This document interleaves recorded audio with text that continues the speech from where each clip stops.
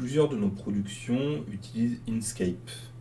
Les productions que l'on a, on les met à disposition pour que les personnes puissent les modifier gratuitement. L'idée étant que l'on peut traduire le document ou l'adapter à un autre type de public que ce qui a été prévu à l'origine, voire avoir une autre vision artistique. Pour Inkscape, on va montrer les bases qui permettent de modifier un document,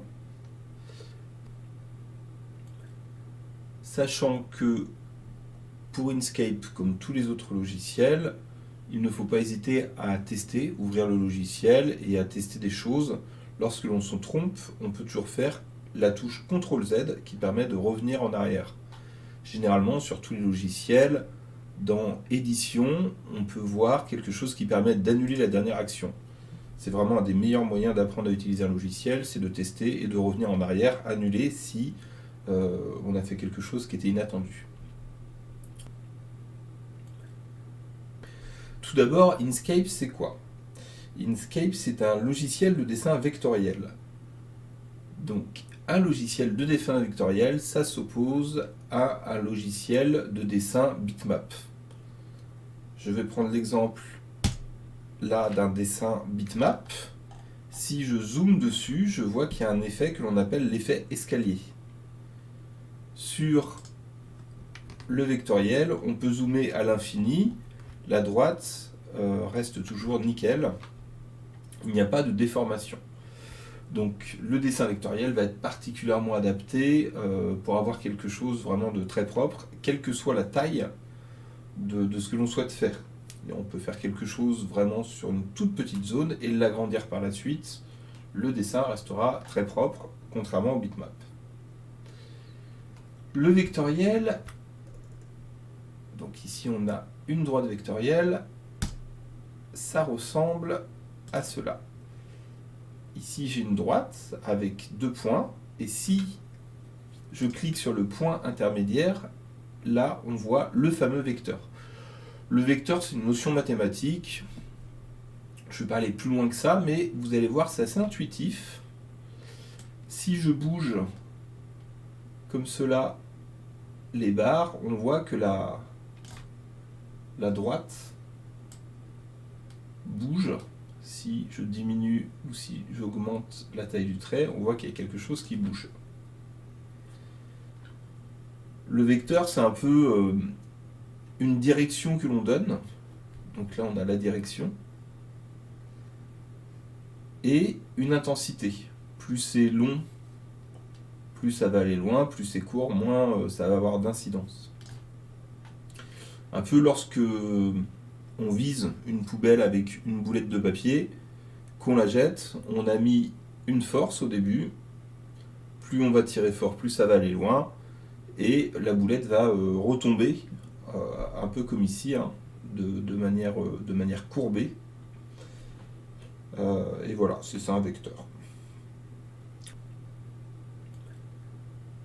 Donc, dans un dessin vectoriel, on va avoir une chose qui est assez importante. Donc on a une page, hein, et sur cette page, on va avoir des calques. Je passe sur un autre dessin, histoire de voir concrètement à quoi ça ressemble. Donc les calques, on les fait apparaître en faisant calque et calque. Donc les calques, c'est comme des papiers calques, hein. Ça permet de voir par transparence ce qu'il y a derrière. On peut ajouter les choses les unes derrière les autres. Mais si un calque est opaque, on ne voit pas ce qu'il y a derrière.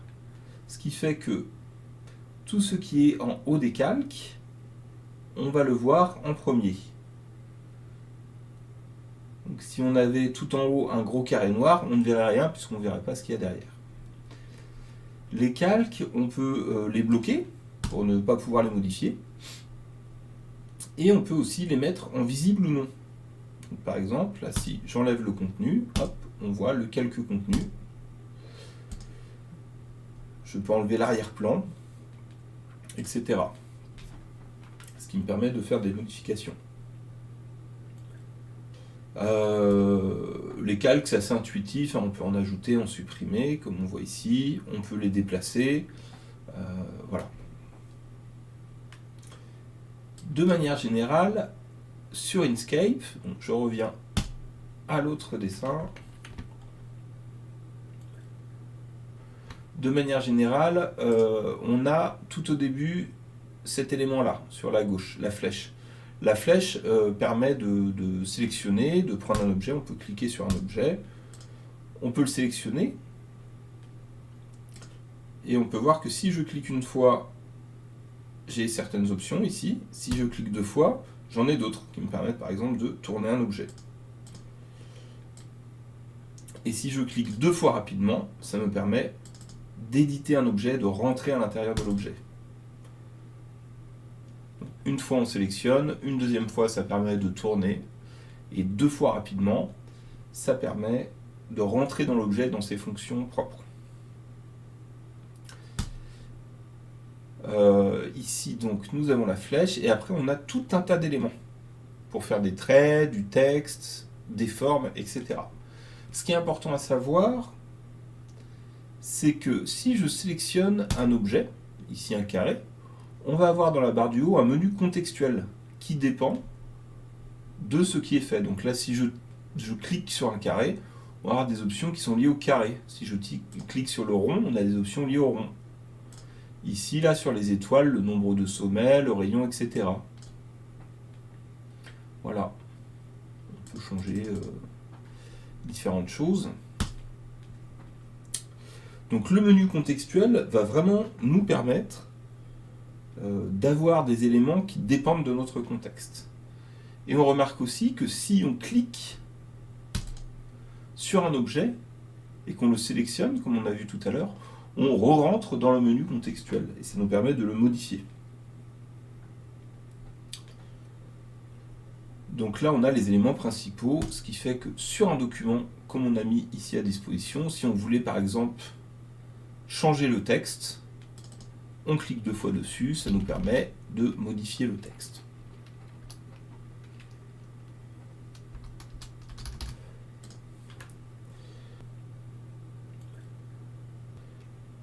Pour modifier, il y a plusieurs choses qui sont assez intéressantes à savoir. On peut tout d'abord sélectionner des objets. Pour sélectionner plusieurs objets, on a vu, on peut soit pour un seul, on clique dessus. Pour en avoir plusieurs, on va faire un cadre. Donc on fait un clic gauche qu'on maintient. On sélectionne plusieurs objets et on voit que là, il n'y a pas un objet, mais 2 objets de sélectionner. L'intérêt de faire ça, par exemple, ça peut être de grouper les objets, qui fait que lorsque l'on déplace un objet, les 2 se déplacent. Pour grouper un objet, donc là j'ai sélectionné, on va faire un clic droit et grouper. De la même manière, pour dégrouper un objet, clic droit et dégrouper. Grouper et dégrouper, c'est quelque chose qu'on a tendance à assez souvent faire. C'est pour ça que je m'arrête particulièrement sur ce point. Donc on a vu tout à l'heure les sélections avec les clics, le fait de grouper, la sélection de plusieurs objets en même temps en faisant un cadre. On peut rentrer à l'intérieur d'un objet en cliquant 2 fois dessus et qu'on voit qu'en dehors du menu contextuel, il y a autre chose qui se passe tout en bas. Il s'agit des couleurs. Vu que c'est un logiciel dessin, les couleurs ont une certaine importance. Si je sélectionne le texte, on voit ici que le fond est marron et qu'il n'y a pas de contour. Si je clique là-dessus, ça m'ouvre un panneau qui me permet de changer le fond, le contour, les styles de contour, donc on peut changer facilement la couleur, simplement en cliquant. Il faut savoir aussi que ces couleurs, on peut leur donner une transparence ici avec le filtre d'opacité. Une fois que l'on a fait toutes les modifications que l'on souhaite sur un document, que ce soit les couleurs, le texte comme on a pu le voir, ou en déplaçant des objets. Pour déplacer un objet, c'est très simple, on clique dessus, et en gardant le clic gauche maintenu, on le déplace. Une fois que l'on a fait donc toutes les modifications que l'on souhaite, on peut aller dans Fichier, Exporter, et là, ça nous permet d'exporter ce que l'on souhaite. Soit la page c'est donc ce qui se trouve sur la page d'origine, la sélection. Le dessin, ce sera donc l'entièreté. La sélection, on fait comme on a fait tout à l'heure, hein, par exemple, on sélectionne tout ce truc-là et ça nous permet, en cliquant, de l'exporter. Petite chose à savoir, lorsque l'on exporte, par exemple pour imprimer, souvent on utilise 300 ppp. C'est la qualité de la profondeur du dessin. C'est le nombre de points qu'on va avoir par mesure, et donc plus il y en aura, plus ce sera précis. Parce que effectivement, une fois qu'on exporte, on se retrouve avec quelque chose comme ça, hein, un effet bitmap qui est imprimé.